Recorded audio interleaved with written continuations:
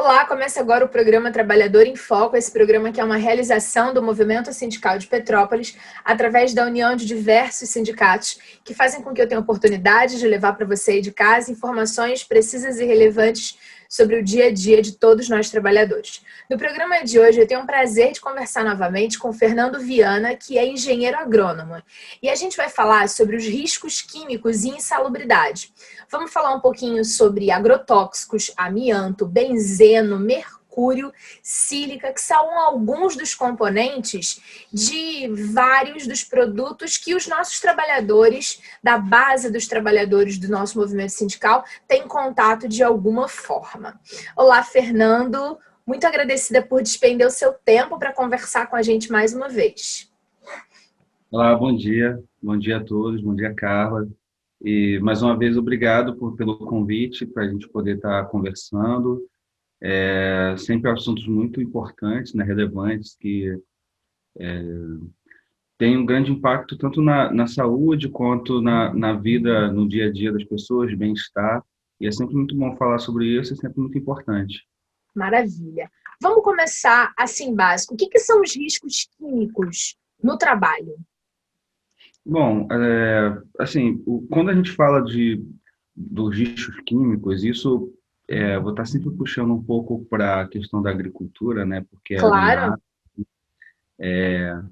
A gente diz que, assim, são os ingredientes ativos que tem dentro de substâncias que a gente utiliza, né, para controle de pragas, controle de doenças, até mesmo para crescimento das plantas, né? Então, são soluções nutritivas, adubos, e tudo isso entra dentro dentro de um pacote chamado agrotóxicos, que veio junto com a Revolução Verde, né, na agricultura, isso para poder aumentar a produtividade no campo, né? O que inicialmente foi visto como uma coisa muito boa, porque numa mesma área você conseguiria produzir uma quantidade maior de alimentos utilizando esses métodos, né, essa tecnologia. Mas com isso veio a questão dos riscos, tanto no manuseio, né? Então, nem todo mundo está sempre preparado para estar usando todo tipo de substância. Uhum. Então, são substâncias químicas, são ingredientes ativos que ficam no solo, que ficam no ambiente durante muito tempo, são substâncias que elas são de contato ou também são sistêmicas, então elas podem entrar por vias respiratórias, muitas das vezes por descuido a pessoa acaba pondo a mão na boca, no rosto, aquilo ali tem uma contaminação. Então, assim, o risco ele existe a todo momento, até mesmo na agricultura orgânica, quando você utiliza um sulfato de cobre, quando você utiliza um enxofre. Então, assim, não é totalmente livre de ter uma contaminação. Então, quando a gente fala de riscos, né, de riscos químicos, a gente engloba isso. Essa o mau uso, talvez, do que veio para realmente ser algo benéfico para ajudar na produção, na maior produtividade na agricultura. Provavelmente uma das coisas, se eu estiver equivocada, me corrija, mas uma das grandes Uhum. questões pode ser a questão do uso de equipamento de segurança, né? Provavelmente para a utilização de todos esses produtos que você falou, existe uma série de equipamentos de segurança que o trabalhador deve ter que utilizar para manusear esses produtos químicos e que de forma que eles não seriam tão prejudiciais para a saúde. Estou certa? Certíssima. Dentro né, da segurança do trabalho, de forma geral, assim, indústrias, tanto no campo quanto, né, com a prestação de serviços, a gente tem o uso obrigatório para algumas atividades dos EPIs, né, que são os equipamentos de proteção individual, que devem ser fornecidos pela empresa, né, Sim. não se eu trabalho no campo para alguma empresa ou eu trabalho em alguma indústria, a empresa ela é obrigada a me fornecer esse equipamento de acordo com o tipo de atividade, né? Então cada atividade ela vai ter um tipo de EPI diferenciado. Um Certo. exemplo, um exemplo na empresa que eu dou consultoria agora, é uma empresa de comercialização de produtos orgânicos e que a gente manuseia alimentos e tem uma câmara fria. Então, assim, a empresa é obrigada a dar um casaco específico para que as pessoas entrem nessa câmara fria para poder estar transitando, né, entre interno e externo. Tem que dar também luvas, máscaras, roupas adequadas, porque, né, usam o cloro, né, para poder fazer a higienização. Então tem que estar com uma máscara, tem que estar protegido. Então esses EPIs, eles são é, fundamentais para manter a saúde do trabalhador e são de uso obrigatórios dentro de muitas atividades econômicas, né? Inclusive na agricultura, onde para você fazer aplicação de defensivos, agrotóxicos, mesmo agricultura orgânica, isso não tem diferença, não é só porque são produtos menos agressivos que não devem, que a gente, como trabalhador, a gente não deve estar se protegendo. Que máximo, o galo tá cantando. Eu tenho uns galos aqui que eles Isso não é param. gravar de manhã cedo com um engenheiro agrônomo. A gente está acostumado aqui no programa Trabalhador em Foco a ouvir os cachorros na casa das pessoas. Ouvir o galo está sendo uma delícia para mim. Eu tenho uma família no interior de Minas e o galo fazia parte da minha memória infantil. Legal. Para o nosso telespectador que está vendo o programa à tarde ou à noite, já sabe que a gente acordou cedo para poder gravar esse programa de hoje. Eu montei uma pauta para a gente conversar, né? Afinal de contas, eu não sou especialista na sua área. E aí, assim, você já me falou quais são os principais e os mais comuns riscos químicos, e também a gente já falou da importância de atuar com esses riscos químicos com todos os equipamentos. Dando continuidade, a gente vai abordar alguns riscos que consideramos relevantes abordar nesse primeiro momento. Agrotóxico, amianto, benzeno, mercúrio e sílica. Eu fiz uma pesquisa e eles são alguns dos mais comuns em diversos segmentos de trabalho. O que são os agrotóxicos? Né? A gente já falou um pouco nisso em 2 outros programas, mas eu queria que brevemente você nos explicasse e como eles devem ser manipulados. Então, os agrotóxicos, eles é uma nomenclatura, né, para produtos químicos que são usados, né, tóxicos que são utilizados na agricultura. Existe uma competição assim política na bancada ruralista e no pessoal da bancada ambiental para a mudança desse nome, né? Porque muitos entendem que são defensivos agrícolas, que muitas das vezes até um escritor, Sebastião Salgado, que escreveu A Máfia dos Agrotóxicos, diz que é uma forma até de romantizar a questão dos agrotóxicos. Sair de agrotóxico para defensor, quer dizer assim, de tóxico que dá aquela sensação de muito malvado, para defensor, aquele que está protegendo. Então acaba romantizando, então reduzindo a importância real que tem isso dentro da atividade agrícola, né? Então, assim, é uma nomenclatura, né, para agentes que são ingredientes ativos utilizados, né, na agricultura de forma ampla. Não é só utilizado para defender a planta de insetos ou pragas, mas é também utilizado para estimular o crescimento das plantas. A BASF desenvolve, tanto a Monsanto desenvolve muitas moléculas que são utilizadas em conjunto com agrotóxicos para estimulação de crescimento, então estimula. Então, dentro de agrotóxicos tem várias camadas de ingredientes ativos para vários tipos de usos diferentes, né?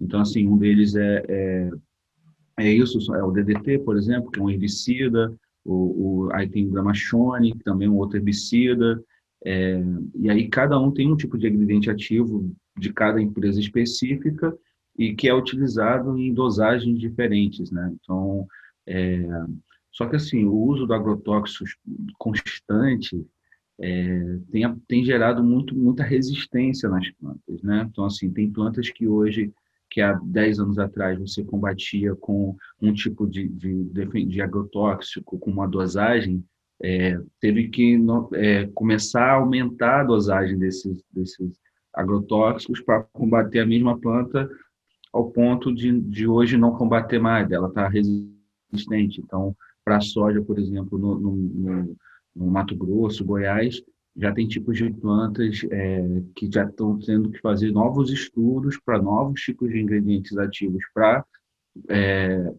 os ser usados como herbicidas, porque os que existem hoje no mercado, e olha que o Brasil ele é acharcado, né, Sim, de esse ano a gente marcas, aprovou mais de quase 500. então, assim, e mesmo assim a gente tem problema que não consegue combater essas plantas, né, essas espontâneas.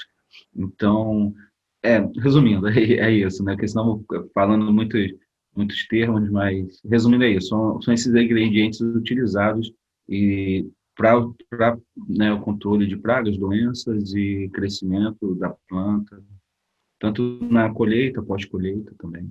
Certo. Tá? Quando você falou essa questão das plantas que estão criando resistência, né? Se a gente for fazer um paralelo com a saúde dos seres humanos, né? Muito se ouve falar que se você tomar antibiótico de forma inadequada, o ser humano, né? Uhum. Começou a tomar um antibiótico e não terminou. E aí não usou o tempo certo. Aí teve uma outra dor de garganta, melhorou, parou de usar no meio do caminho. Você vai criando uma certa resistência a antibiótico, quando chegar lá na frente, nem mesmo o antibiótico de alto espectro, que eles falam que é aquele que mata tudo dentro da gente, consegue dar jeito, e aí você pode ter um problema muito sério por uma coisa muito pequena, porque utilizou o remédio de forma inadequada. Em via de regra, deve ser uma comparação razoavelmente adequada quando a gente está falando do campo e do processo de produção, né? A gente já falou da questão dos equipamentos de segurança, que são os EPCs e os EPIs, né? Os coletivos e os individuais, também são muito importantes na questão da utilização do agrotóxico, não é isso? É isso. Porque, assim, muitos dos agrotóxicos, eles são pulverizados, né? Então, assim, tem uma máquina que é acoplada ao trator ou uma máquina que é individual, né? Você carrega uma mochila com uma bolsa de 20 litros de A uma gente está acostumada solução. a ver essa imagem, né, da pessoa assim, que faz assim, E, e aí você vê ele com o pulverizador espirrando, com né? e aquele equipamento, todos eles, né, são bicos em que eles pulverizam essa solução.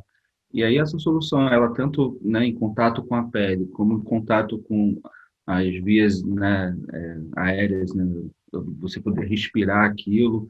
Então, assim, é uma contaminação muito direta. Então, a pessoa, ele não aplica aquilo uma vez por ano, né? Ela aplica praticamente Periodicamente. diariamente. Então, assim, cada dia você tem que botar um tipo de produto diferente. Então, assim, o contato ele é muito amplo, ele é muito constante e também a questão da superdosagem, né? Então, assim, em vez de colocar 5% de um produto, muitos agricultores, isso eu digo porque eu acompanhei muitos e realmente eu via isso, colocavam uma quantidade a mais achando que aquilo, não, isso aqui é o que vai garantir que realmente vai funcionar. Então, Uhum. assim, de 5% que é o indicado na bula do produto, colocava 10%, quase o dobro. Às vezes nem media, botava, não, bota uma tampinha dessa, pega a tampa do próprio recipiente e coloca. E Uhum. aí isso tem uma superdosagem, né? Então acaba danificando a planta e para a saúde do trabalhador do campo, isso aí tem sido realmente preocupante, né? Então, muitos problemas como câncer de pele, outros tipos de câncer, problemas respiratórios seríssimos, problemas até de psicológicos, né? Como depressão, muita coisa acontece.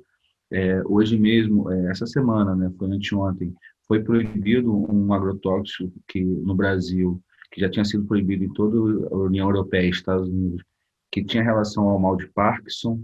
Então, porque ele danificava alguma coisa, questão das sinapses, né, de percepção e tal, que na verdade é um inseticida. Então, assim, muito sério, é muito sério. Estamos Um falando assunto de uma coisa de agravo à saúde de verdade. E agora, em momento de pandemia, né, a gente aprendeu muito, ouvindo em todos os lugares, né, que se a gente falando, as nossas gotículas, elas contaminam e ainda ficam os aerossóis, que são as gotículas que a gente não consegue ver, imagina quando você está trabalhando com um produto químico que tem a função de, já é um produto químico de verdade, é um agrotóxico ou um similar a isso, imagina o que não faz esse pulverizador dentro, né, para a nossa respiração. Quer dizer, a Exatamente. gente trazendo para essas questões básicas. E quando a gente fala de superdosagem, você está falando 5%, e aí o produtor, o empresário, ou então quem está manuseando, decide colocar 10%, se a gente trouxer para o mundo real, para o mundo básico do trabalhador, a gente agora está vivendo no mundo do sanilizante, né? Que a gente tem que pisar no tapetinho, que tem que ter água sanitária. E aí, às vezes, tem medidas muito práticas. Eu fiz uma entrevista aqui e uma profissional falou, olha, no tapete de 60, 50 por 80, você tem que colocar 2 colheres de sopa de água sanitária para 500 ml de água. Aí ela falou assim, e não adianta colocar mais. Se você colocar mais, você só vai estar gastando mais água sanitária. E aí, em vez de limpar mais, porque não vai limpar mais, vai manchar o sapato e ainda vai manchar a calça. E eu fiquei pensando, né? Quantas são as vezes que nós não entendemos e não respeitamos as medidas? É aquele um comprimido para dor de cabeça que você fala, nossa, minha dor de cabeça é muito grande, vou tomar logo 2. Não, não é para tomar 2, é para tomar 1. Ou então, quando a mulher, o homem, o dono de casa, a dona de casa vai colocar a roupa para lavar na máquina e fala assim, não vou colocar uma tampinha só desse sabão líquido, vou botar 2 para lavar mais. E aí não lava mais, né? Então, assim, são as nossas manias de não acreditarmos nos técnicos que criaram as instruções. E aí a gente só vai criando agravos para a nossa própria saúde, né? Falando em agravo à própria saúde, o que pode ocorrer com a saúde e a vida do trabalhador quando ele não se previne e atua diretamente com esses agentes químicos? É isso que você falou, né? Problemas de vias aéreas, câncer de pele, dentre outras doenças, né? Isso aí. Maravilha. Vamos continuar, então. Além dos agrotóxicos, a gente também ficou de falar de amianto. Eu estou muito acostumada com amianto, com a telha de amianto que já não pode mais. Mas além da telha de amianto que a gente tanto ouviu falar, onde mais tem amianto? Amianto ele é um mineral, né? Então, assim, ele tem as caixas d'água que acho que foram proibidas antes das telhas, na verdade, né? Então, assim, porque ele acabava liberando substâncias cancerígenas e, e aí a gente consumia a água, né, que estava ali. E aí tem a questão das telhas, e ele é utilizado hoje, assim, né, de forma bem menos ampla por conta dessas proibições, mas o problema do amianto é porque realmente ele libera substâncias que acumulam, né, no corpo e, e também no ambiente. Então, assim, é oriundo de mineração, né, um produto oriundo de mineração que, com estudos, assim, ele foi se provando realmente mais benéfico a utilização do que realmente os benefícios que ele poderia trazer com coisas básicas como telha, caixa d'água, por exemplo. Quem ainda tem caixa d'água de amianto, e aí eu vou te contar uma coisa. Você está falando isso, eu sabia que a telha tinha sido proibida, mas eu nunca tinha pensado. Aqui na minha casa, aqui em cima ficam as caixas d'água. E sabe quem tem uma caixa d'água de amianto, que é aquela cinza, né? Isso. Não é aquela... Porque eu sei que lá em cima da casa tem as caixas redondinhas, que são azuis, que são de plástico ou qualquer coisa parecida com isso, mas tem bem uma caixa de amianto. O que deve fazer? A gente tem que trocar? É o momento de fazer isso? Isso, o ideal é você trocar por, né, já tem muitas opções, né, então a própria fibra, né, que são as caixas normalmente azuis, né, que Então são, é fibra. a fibra ela é o substituto ideal para o amianto quando se fala em armazenamento de água, né? Então, isso é um indicado. Porque assim, o amianto, até mesmo quando faz a limpeza na caixa, a quantidade de resíduo que ela solta, que você vê que vai na água, que não acontece com a fibra, é muito grande, né? Então, assim, muitos problemas, mesmo a gente consumindo e ele eles têm substâncias que são voláteis, então, quando a gente tem isso em casa, tem casos de problema de câncer de pulmão, quando você ingere o amianto, então, assim, realmente é algo que já foi extinto, né, para ser comercializado, mas Mas deveria ainda ter está na casa de quem comprou antes. então deveria ter uma fiscalização maior e não reutilizar, sabe? Às vezes tira a caixa e coloca e reutiliza a caixa para fazer outra coisa, que é colocar, sei lá, já vi pessoas que usam para botar planta, né? Planta algumas coisas ali e fica com aquele material ali, continua exposto de alguma forma. Então, o ideal é realmente descartar, né? Descartar esse material.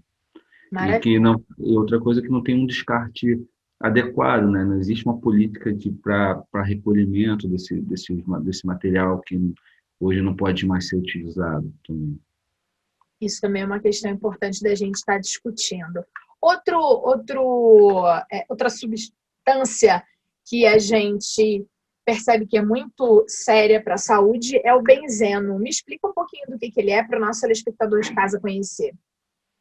O benzeno, eles são substâncias que elas são muito voláteis, né? Então, assim, na química são os anéis de benzeno, né? Que elas volatilizam com muita facilidade. Então, assim, você é um produto que tem a benzeno, que você abre um produto para higienização, algo um pouco mais específico, algum produto para fazer alguma titulação dentro de um laboratório. Então, quando abre, ele logo volatiliza, e aí você logo inala aquilo. E é uma Quando a substância gente altamente fala pura. volatiliza, que é uma palavra muito difícil, a gente está falando como quando a gente abre um refrigerante, que sai gás. Não, o Comparando? gás sim, sim, comparando é isso. O gás ele normalmente esse gás que tem no refrigerante é algo muito volátil. E o que a gente pode considerar algo volátil dentro do dia a dia é algo que você abre e sente um cheiro muito rápido. Igual o cloro, você logo sente o cheiro do cloro, então ele é Sim, muito volátil. Então você horrível. já está inalando, quando você abre, você já está inalando o cloro porque ele se mistura ao oxigênio, já vai para o meio, então assim ele vai se perdendo e né, tomar conta do ambiente muito rápido o cheiro. Então assim são substâncias que têm Eu cheiros sei que o muito enxofre fortes. também é assim. O enxofre O também é algo enxofre vem na cebola, que quando você corta vira ácido clorídrico, não é isso? isso E aí aí, quando você corta a cebola, por isso que arde o olho, porque tem um exato. processo químico. É, Olha, de, acho que a única coisa que eu me lembro da aula de química é a cebola. Mas que tem a ver com essa coisa do volátil, né? Que é uma substância que estava lá dentro, que você manipulou, ela em contato com o ar vira uma outra coisa e reage no seu corpo. Se a gente fosse exato. fazer uma comparação entre o benzeno e a cebola, funcionaria razoavelmente bem para o nosso Para espectador explicar, entender. sim, para explicar o que são produtos voláteis, assim, e o cuidado que tem que se ter para poder estar manipulando e manuseando esse tipo de produto. O que o benzeno faz no corpo? Então, o benzeno, ele assim, é uma substância que ele comprovadamente é cancerígena, né? Então, assim, não tem um câncer, não tem um lugar específico, mas provavelmente, assim, pode afetar pulmão, e aí ele é uma substância, ele é muito forte, né? Então, o cheiro, ele tem um cheiro muito forte. Então, em laboratórios, normalmente, o benzeno ele é utilizado em câmeras de controle de volatilização, por exemplo. Então, você abre aquele produto dentro de uma câmara, onde ele não vai estar se misturando no ambiente, utiliza o que tem que ser utilizado e aí você consegue tampar e armazenar, né? Mas, assim, substâncias que a gente compra, que a gente consome, que eu não vou saber nem dar exemplo de nenhuma que tenha benzeno, a gente não consegue ter esse cuidado, né? A gente vai acabar abrindo e vamos ter o contato com isso de qualquer forma. Então, assim, são substâncias que a gente, né, acaba se preocupando com a alimentação, os agrotóxicos, entre outras coisas no dia a dia, mas tem detalhes que acabam passando que realmente são bem significativos. E aí, para terminar, porque a gente já está chegando no final do nosso tempo, as duas últimas substâncias que a gente ia comentar era a questão do mercúrio, que a gente está muito acostumado com o mercúrio só mesmo no termômetro, né? E a questão da sílica. Tá. A sílica ela é um produto que a gente utiliza para retirar a umidade do ar, né? Então, assim, você utiliza em... Quando você compra alguma coisa, vem um saquinho de sílica, ou quando você compra Aquelas bolinhas. Isso, a vitamina C, ela vem com um pouco de sílica em cima para tirar a umidade, né, do, de dentro do recipiente e tudo. Então, assim, ela é uma substância muito fina, muito pequena. Ela, mesmo com aquelas bolinhas, ela solta um pó muito pequeno que na nossa respiração, quando a gente respira aquilo, o nosso próprio sistema respiratório não consegue filtrar. Então, facilmente a sílica pode ter contato com o nosso pulmão e causar algum problema como uma infecção, algo um pouco mais sério. Então, assim, é um produto que tem que estar sempre fechado em algum lugar. De forma alguma pode deixar uma criança pegar uma sílica e ficar brincando com Então, aquilo. aquele saquinho que vem dentro dos remédios quando a gente compra, o que a gente faz com aquilo? Aquilo, na hora que você recebe, você deve descartar aquilo, para que não fique na sua casa. Tem gente que tenta reutilizar de alguma forma, coloca num guarda-roupa para poder tirar a umidade, para não ficar né, no lugares mais sombreados, para poder não estar. Aquela bolinha fedorenta que a gente coloca dentro do armário tem sílica? Esqueci. Não, que é aquela. Como é o nome? Não lembro. Esqueci o nome daquele negócio. Eu detesto. Não, mas não tem sílica. Lá não tem sílica. É bem para isso, né? Para não ter umidade e tal, não sei o quê. É uma bolinha extremamente fedorenta. Na casa de toda avó tem na gaveta. Eu vou lembrar o nome, mas não É, tem. A sílica ela é específica justamente porque ela absorve umidade, né? Então, assim, ela é uma substância em que ela consegue tirar uma certa quantidade de umidade num ambiente pequeno, como num pote, num medicamento, para aquele medicamento ter uma vida útil mais longa. Só que interessante, então, é tirar e descartar. porque o problema dela é a poeira, né, que solta natural daquelas bolinhas. Então, aquela poeira da sílica, ela é muito agressiva para para respiração, né? Então, descartar, não Maravilha. reutilizar aquilo, não ficar guardando sem nenhum motivo. E não é à toa que dentro dos medicamentos ela vem super bem armazenada dentro Embalada. Isso, num papelzinho, num tecido que a gente percebe que deve ter pouca possibilidade de sair esse pozinho.